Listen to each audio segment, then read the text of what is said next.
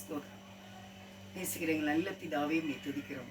கர்த்தாவே ஸ்தோத்திரம். எங்களோடு பேசுங்கப்பா, நீங்க பேசுங்க. தாழ்த்தூரும் ஆண்டவரை செய்தி கேட்கிற யாவருக்கும் நன்மை கட்டளையிடும் பெரிய காரியங்களை செய்ய இயேசுவின் நாமத்தில் நல்ல பிதாவே, ஆமாம். உங்களுக்கு நான் ஒரு நல்ல செய்தி அறிவிக்கிறேன். தேவன் இரக்கமுள்ளவர் என்ற ஒரு செய்தி உங்களுக்கு அறிவிக்கிறேன். அதுக்கு ஆதாரமாக யோனா 4வது அதிகாரம் 11வது வசனம் வாசிக்க கேட்போம். யோனா 4:11.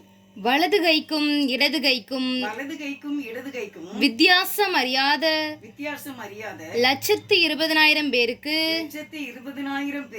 அதிகமான மனுஷரும் அநேக மிருக ஜீவன்களும் இருக்கிற மகாநகரமாகிய நினிவேக்காக நான் பரிதபியாமல் இருப்பேனோ என்றார்.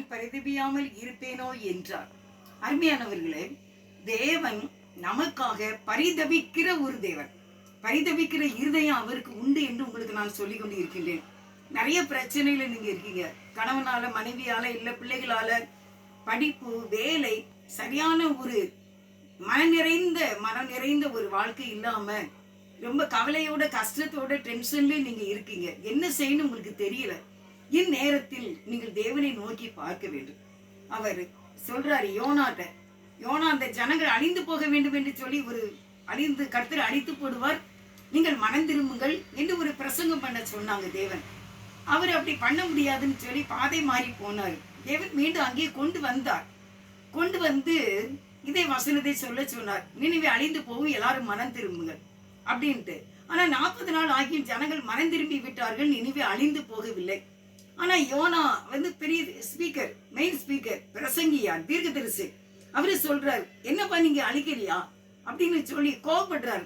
நான் சொன்னேன், இன்னும் 40 நாட்களிலே நினைவே அழிந்து போக என்று நான் சொன்னேன், நீங்க என்ன அழிக்கலையா அப்படின்னு கோபப்படுறாரு. அப்ப நம்ம மேல கூட நிறைய பேர் கோபப்படுவாங்க, எரிச்சலா இருப்பாங்க, நம்மளை பிடிக்கவே பிடிக்காது. அப்படிப்பட்ட சூழ்நிலையில ஒருவேளை நீங்க இருக்கீங்களா? உங்களை விசாரிக்க யாருமே இல்லைன்னு கூட நீங்க இருக்கீங்களா? உங்க கவலையை யார்கிட்டயுமே ஷேர் பண்ண முடியலங்கிற ஒரு சூழ்நிலையில நீங்க இருக்கீங்களா? இது உங்களுக்கு ஆதாரமான வசனம். கர்த்தர் என்ன சொன்னார் அப்படின்னா, யோனாட்ட வலது கைக்கு இடது கைக்கு வித்தியாசம் தெரியாத 120,000 அதிகமான ஜனங்களும் மிருக ஜீவன்களும் இருக்கிற இந்த நினிவேக்காக நான் பரிதபியாமல் இருப்பேனோ அப்படின்னு கேட்கிற. அப்படின்னா என்ன? நான் பரிதபிப்பேன் அப்படின்னு சொல்ற ஒரு காரியம். அருமையானவர்களே, நம்முடைய ஆண்டவர் இயேசு கிறிஸ்துவை நீங்க நினைச்சுக்கோங்க.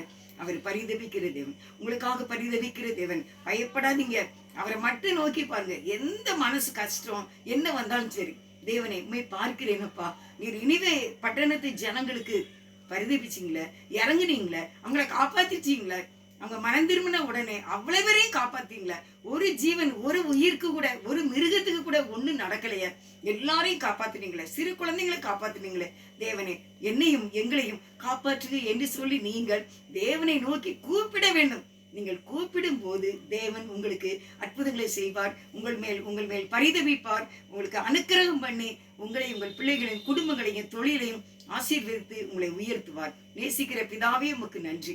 இந்த ஜெபம் செய்கின்ற, இந்த செய்தியை கேட்கின்ற, இந்த ஜெபம் செய்கின்ற தம்முடைய ஒவ்வொருவரையும் கண்டிப்பாக நீங்கள் அவர்களுக்காக பரிதபித்து நீங்க அவளை ஆசீர்வதிக்க வேண்டும். இன்று பிறந்த நாள், திருமண நாள் கொண்டாடுகிற யாவரையும் ஆசீர்வதிங்க. இந்த ஜெபம் செய்கின்ற மக்கள் மேல் கிருபையாய் இருந்து அவர்களுடைய குடும்பத்திலே சமாதானம், நல்ல சுகம், பலனும், தீர்க்க ஆயுசும் எல்லாவற்றையும் தந்து ஆசீர்வதிக்க வேண்டும் என்று, அவருடைய மன விருப்பத்தை நிறைவேற்ற வேண்டும் என்று இயேசுவின் நாமத்தில் வேண்டிக் கொள்கின்றேன். ஜீவனுள்ள நல்ல பிதாவே, ஆமென். God bless you.